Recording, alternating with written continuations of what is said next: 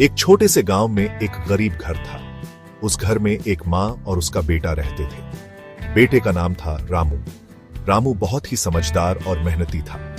माँ मेहनत मजदूरी करके रामू का पालन पोषण करती थी। वह चाहती थी कि उसका बेटा पढ़ लिख कर बड़ा आदमी बने। रामू भी अपनी माँ से बहुत प्यार करता था।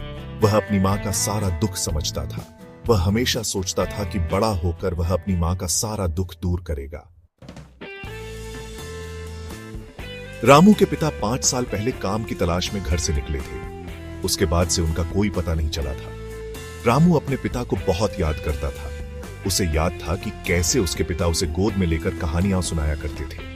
कभी कभी रात को जब तारे चमकते थे तो रामू अपने पिता को याद करके बहुत रोता था।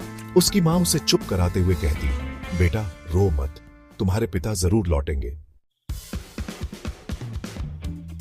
एक दिन रामू ने सोचा कि अब उसे भी कुछ काम करना चाहिए। वह अपनी मां का हाथ बटाना चाहता था।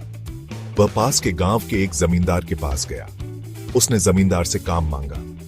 रामू की हालत देखकर जमींदार का दिल पसीज गया। उसने रामू को अपने यहां काम पर रख लिया।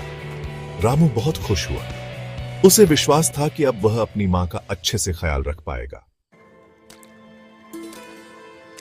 शाम को जब रामू घर लौटा तो उसकी मां बहुत खुश हुई।